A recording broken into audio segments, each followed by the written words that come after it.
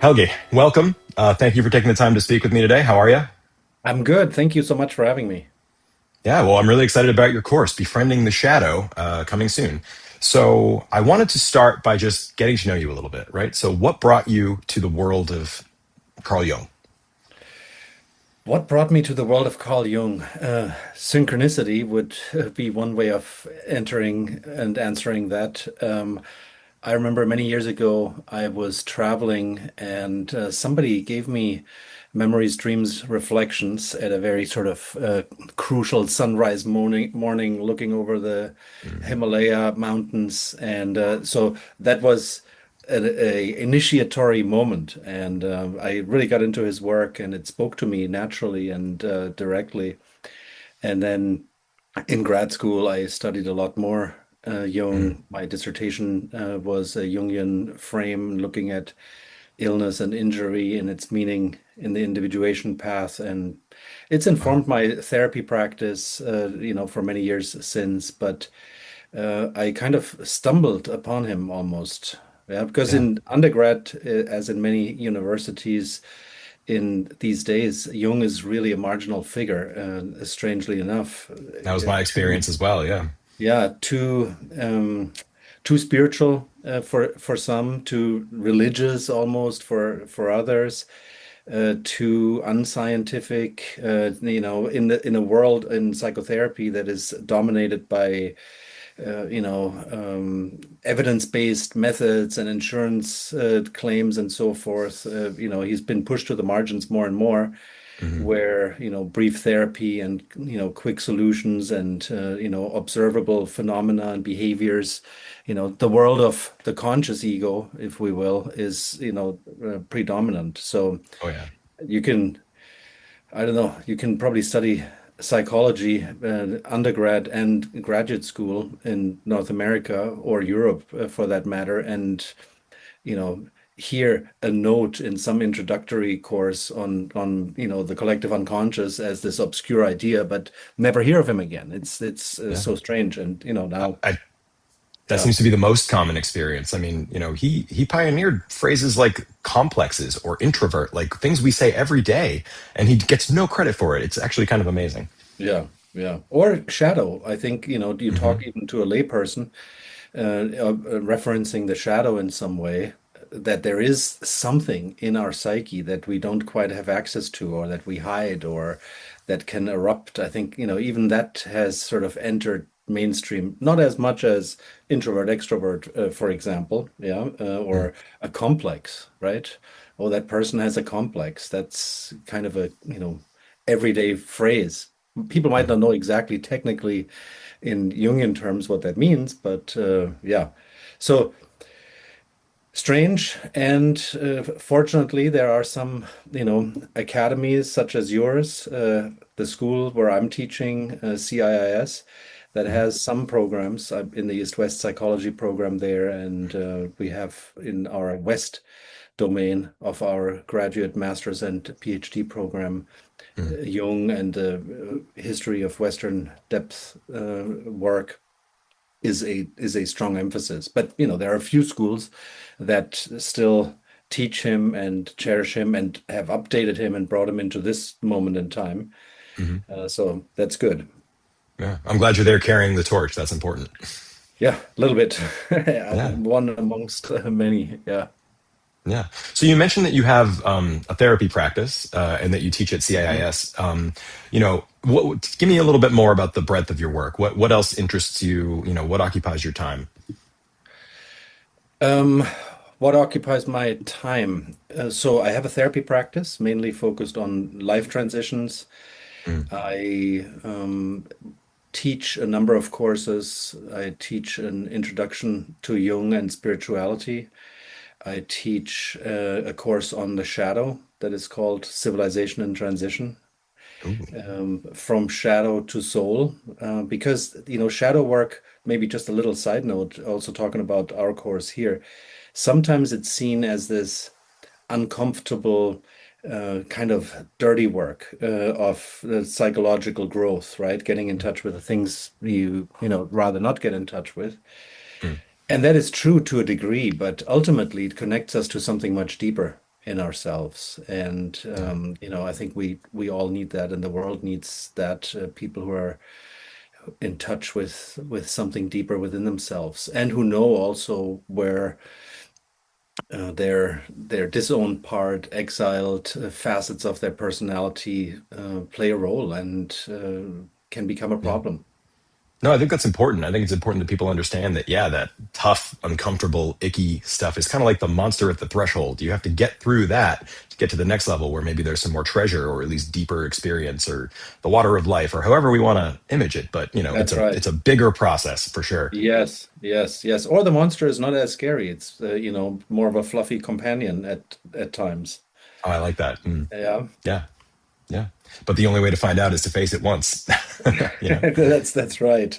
But Yeah. just as with, dream figures is often the case that appear frightening on the surface or at first glance, but the more they reappear, and if the dream ego, for example, is able and available to make contact with such a figure, they often have less frightening and more, wise and impactful things to share.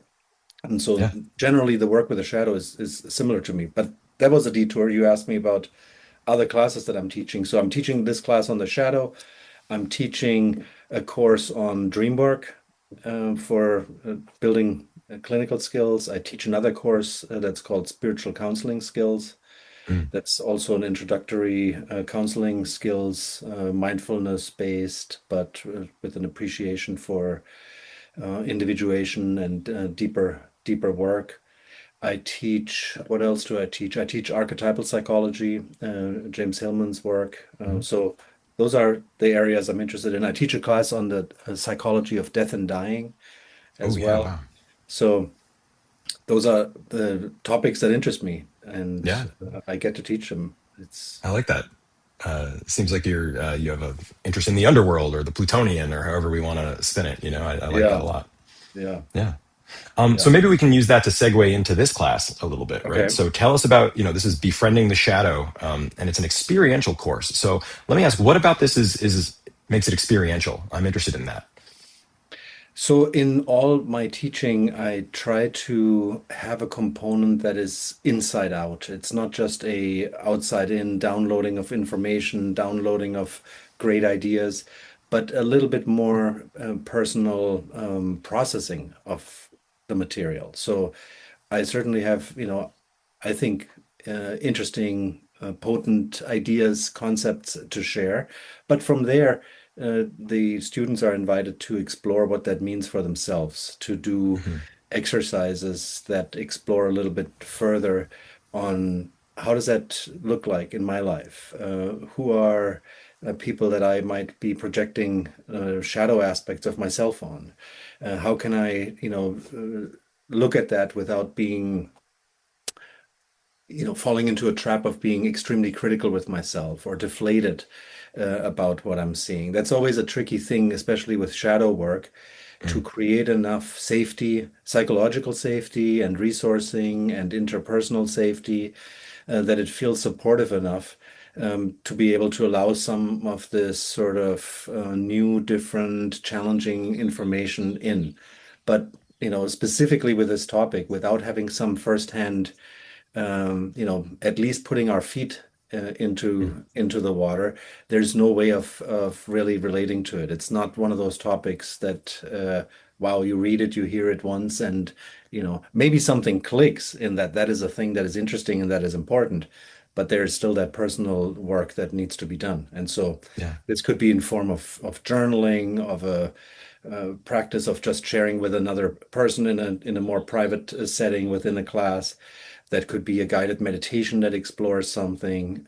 So there's a variety of ways of inviting this kind of participatory learning. Yeah, that is Hmm. that is personal, that is embodied, that is mind and heart Right. involving. So yeah, I love that. I think it sounds great. So you're helping people build a structure that allows them to then experience and play with these ideas kind of themselves and help them to go from knowing it just up here to knowing it in here and below, and I think that's such a trap. It's even a trap Jungians fall into, even though the whole point is that we Yeah, spend too much time up here and we need to, so it's really good to hear right. that. I think we need more of that. So that's really wonderful. Yeah. For you, what was the genesis of this class? What made you say, oh, you know what? I think there's a need for this specific class, Befriending the Shadow. Yeah, thank you for that question. With everything that's been going on in the world, I mean, the world always has problems and the world always has conflicts and things of that nature. But over the last 10, 15 years or something like that, the phenomena seem to have been accelerating, right? Mhm. The culture wars, the polarization that is happening in society. Nobody hears anybody else from the other side of the aisle anymore. It's a particularly North American phenomena, but not only. You Mhm. have similar phenomena, across the globe, really, that polarization is getting more intense, that populist ideas and populist leaders are, getting a stronger hold on, I think there were more populist governments elected in the last 20 years than in, I don't know how many hundred years before. And Mm. so we're I saw this sort of trap of alienation where we have really big problems to solve in the world. And environmental problems, social problems, cultural problems. This is a time that we need to get together rather than turn against each other. And so this is Yeah. something that has been, that I've witnessed, observed, been part of in conversations, been trapped by myself that I would see like, well, these people are the problem, or these people are the problem. If only they would get it and wake up. Right. And I realized that, the work has to be an inner work, not only, but also an inner Yeah. work. So we can have a dialogue and I can talk to somebody who completely disagrees with me on the most fundamental things, maybe, and Right. still not, demonize them in some way or shut Mhm. down or judge them as a person that is, unworthy of consideration or something like that. And these are all extreme words, but I think that happens a lot. Social media, of course, feasts of that. The algorithms are all, tuned into creating more of that. The divide and conquer. We can go take this to different levels of, the forces, the societal and economic forces that participate and push this further. But it's a psychological problem to begin Mhm. with. And so, my little tiny contribution, I thought. So I wrote a couple articles that deal with that I published, one specifically on polarization and populism, and looking at it through a psychological lens, the depth psychological, and drawing from social psychology.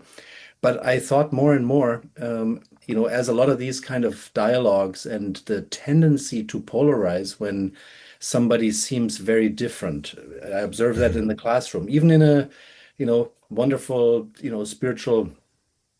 spiritually oriented and psychologically aware school like CIS. You see these kind of tendencies when difficult topics are being touched. And I thought that we need a class that deals with that topic specifically and nothing else over the course of a semester. So Yeah. I created a course there that goes over 15 weeks in, real depth, on a scholarly level, but also on a personal process level.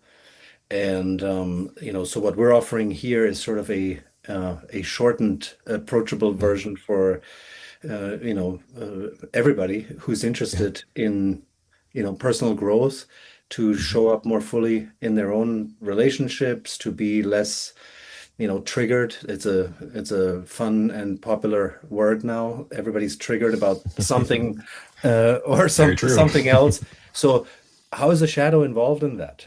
Can, we each also do our individual work to be less triggered, or if we are, to stay in dialogue, to stay in the Right. conversation, and to see where else it can lead, and with less projection on other people and more of a sort of a greater sense of wholeness within, because we all are, a assortment of wonderful qualities and some problematic ones, and that's true on the individual level, on the small tribe, big tribe, collective Mhm. level. And can we hold a broader view of ourselves is the tricky Yeah. thing. In the cultural and political discussions, of course, it gets more complicated. And so the course builds slowly. We're starting personal and then kind of venture out a little bit in these more broader Yeah. collective social domains, but with the hope of um, allowing, inviting wholeness, inviting compassion for self, for other, Yeah. as being a work in progress. Yeah.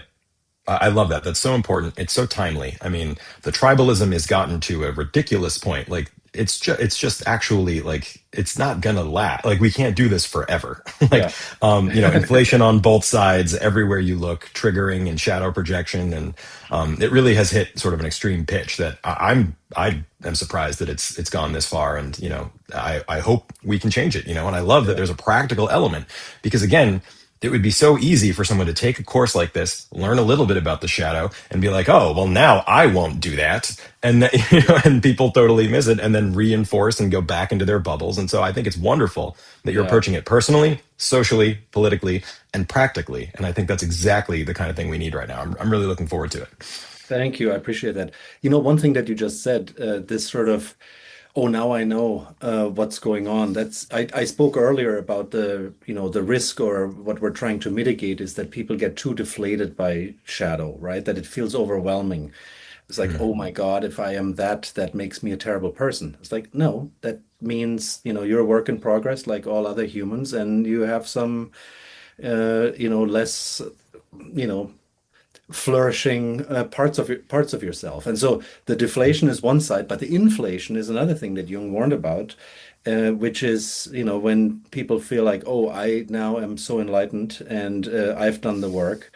And all these other people are unconscious, and all these other people are, possessed by their shadow. And in the moment that you hear yourself sounding like that, even in your own mind, there's more work to do. that's right. That's right. And it's Yeah. so easy to miss if you're new to this stuff. You have to have the spotlight on yourself too. Right. Something you said made me think like, maybe one of the advantages of ancient worldviews is that, Mars was a god and Hades was a god. Like the dark aspects of life were still front and center to some degree, and you had to deal with them daily and you had to admit that those were part of you as well. And, in the post-Christian era, all the dark stuff just got put in one bucket and then severely repressed. And that's the Right. culture we've inherited. It's tricky, it's really tricky to watch. And so I think anything that helps us kind of dig at that a little bit, face that a little bit is productive. So, Yeah. really fascinating stuff. Yeah. Yeah. Yeah. Who knows how the shadow was integrated and expressed in ancient Greece? We can only speculate, and it makes sense that there was a sort of more pluralistic set of possibilities, right? I think the Mm, the Christian sort of a putting everything into the domain of the devil, and I think it's an oversimplification that happened psychologically on how it was hmm inherited. Even you talk to theologians about this topic, things are not as simple, of course, as they seem, but how has religion been absorbed into the collective psyche is what Right. you are talking about, and which can be really problematic. That being said, I think every culture has shadow, Oh, yeah. and every family has things that go into the shadow, right? Even the most, engaged and, psychologically aware and spiritually attuned parents will develop one form of shadow or other in their children because they will emphasize certain things and find other behaviors, less interesting and less, worthy to be reinforced in any way. And so there we go. And Absolutely. so I don't think it's a problem that can be overcome, but it's a problem that can be approached, and it's a problem that can be worked with and Right. benefited by. Yeah. So Yeah. maybe one thing is worth mentioning. It's sometimes people talk about the golden shadow, right? All these aspects. I think Jung was in some interview or letter said most of the shadow is golden, and I think what he means and what that means is that there are many aspects that end up being um, you know, suppressed and forgotten, denied, all of that in the psyche that are not inherently problematic or bad, right?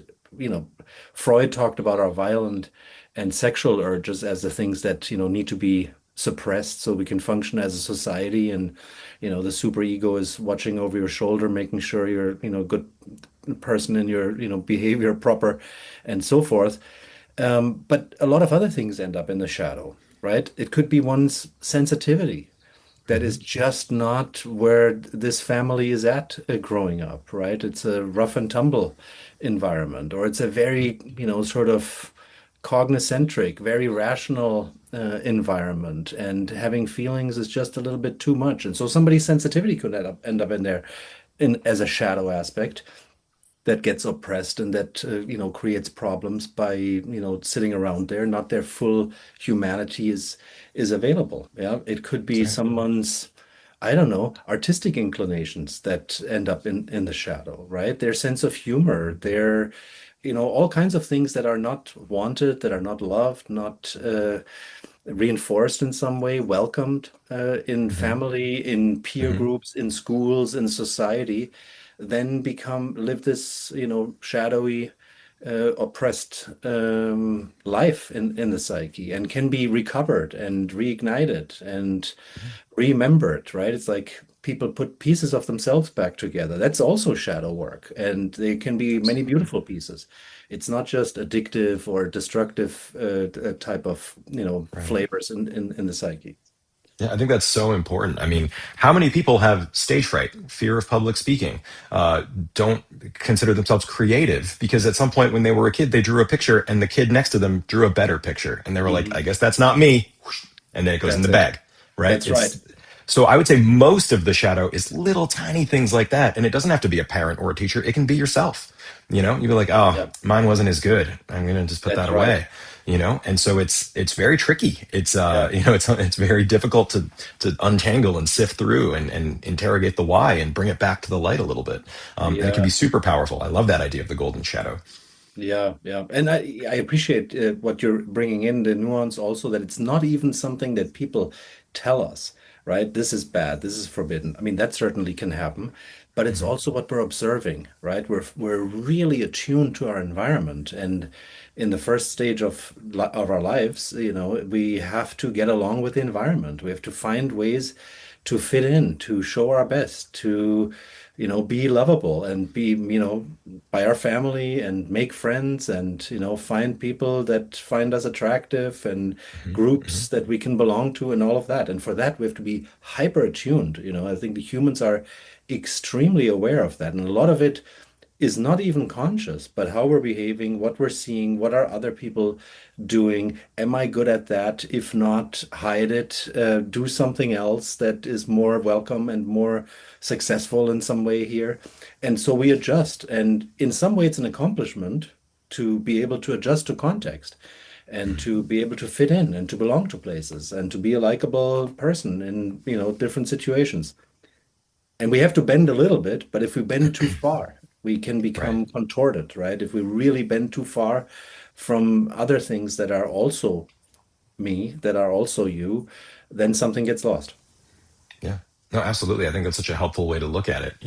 I think repression of a kind is adaptive, at least temporarily. The problem is when it's permanent and it Yeah. goes further down, pushed down, and the pressure builds, and eventually, that's when it gets maybe. But yeah, you do have to sometimes not, whatever, insult the teacher. You know what I mean? You have to Sure. repress that. It's a Yeah. fine line. That's right. That's right. Yeah. Exactly. The other side of the spectrum is, the sort of fantasy that we can be our full selves all the time. A student said that to me a while ago. I want to be my full self everywhere. And it's like, well, I don't know. I appreciate the spirit of that and maybe more fully, but when are we ever? Yeah, we Right. have to adjust and, read the context and, attune to it. And the way you behave by yourself in your home, I don't know, watching a football game or whatever it might be that gets you passionate is very different than you behave in a work meeting. Yeah. Right. So there Right. is there is a point to that. But that's not what we're talking about. What we're talking about is if we're permanently Right. contorted. Yeah, Hmm. because we have to bend so far to the social expectation, or we think we do. That's another tricky thing that we can It's almost a um, permanent make-believe Yeah. that Wow. Yeah. we can end up believing that I have to hide all these things because it was adaptive to hide them at a certain time. And then the world has changed and we haven't changed with it, right? The contexts have changed. It is okay. It would be okay. It might be welcome. And so that's also part of the shadow work to find those pieces. That's huge. And, not to overshare, but for myself, that kind of thing has been maybe the most productive. Finding Yeah. the little assumptions and little rules I made for myself unconsciously 20 years ago that I'm now picking at and saying, wait a minute, that's not how things are. It doesn't have to be that way. I can do this. I can try this, so again, shadow work, people think it's this big dramatic encounter with your demons, and it can Yeah. be, and sometimes Yeah. it is. But a lot of times it's like realizing, oh, I was wrong about that 20 years ago. So That's right. it's, That's exactly it. And I'm still wearing that old suit and I've outgrown it oh, really. It's tight. yeah. It's I can't move Hmm. in that thing. Yeah. Yeah. And how do I take it off, right? How do we Right. do that? And I think that's where community comes into place. I was talking about compassion for oneself earlier, but a therapist, of course, is who is part of that container where the things that we deem, unacceptable, unlovable, problematic can come out in a shared field of compassion and, genuine, curious, open, warm interest. But that's not the only place where that can happen. That can happen in all kinds of, sort of intentional communities, and not necessarily an intentional community that you have to live in and, bake bread together, but an intentional community that comes together for a weekend, Yeah. for a class, to meet each other with that kind of acceptance, warmth, curiosity, so we can do it together, right? It can be hard to conjure up all that courage, compassion, insight, etc., by oneself, out of oneself. There's a real beauty in the shared attention, in the shared Yeah. bringing a shared consciousness to it. Is there anything you'd want people who are thinking about taking this course to hear? So, give them a sense of, maybe why it's worth it or what they should expect or, anything like that.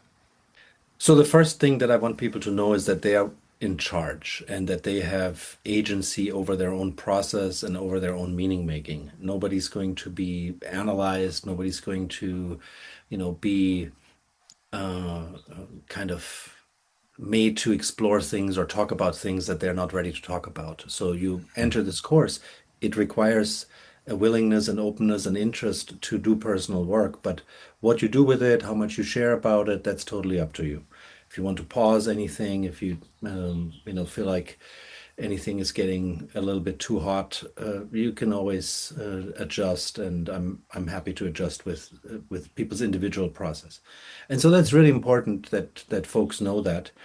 Um, I think, psychologically speaking, again, it's important for the ego to know that. The conscious ego has to know that it is not giving up control. The ego, that's its job, to keep us safe and sound and all of that. And so Hmm. we give it uh, that. Yeah. And so I think Yeah. that's one important thing. The other important thing is that I think this will be a wonderful opportunity to meet new people that might be living in a very different place and come from a very different walk of life, and to kind of gather around the fire together and explore these topics and make some connections and hear other humans on how they're processing certain material and certain ideas and what it means for them, and sort of find inspiration in that kind of exchange, yeah, of being doing the work together. Yeah. That Um, sounds yeah. amazing. Yeah. I think it's very clear. It's not just a lecture course, right? It's a practical, experiential, even a bit of a community, So I think if people are looking for that and coming in with that mindset, it's going to be really fruitful. And I personally am looking forward to it. I'm gonna sit in. So, Okay. yeah. So anything else about the course before I wrap us up? Yeah. So, you know, again, it's a challenging topic, and we'll do it safely. We'll do it slowly. We'll build and start with more sort of personal shadow projections and things like that. and then go into a few different layers of outwards towards other relationships in one's life, family and things like that, and then into outer layers in one's social environment, society at large, and just tap into what seems, available, and fruitful to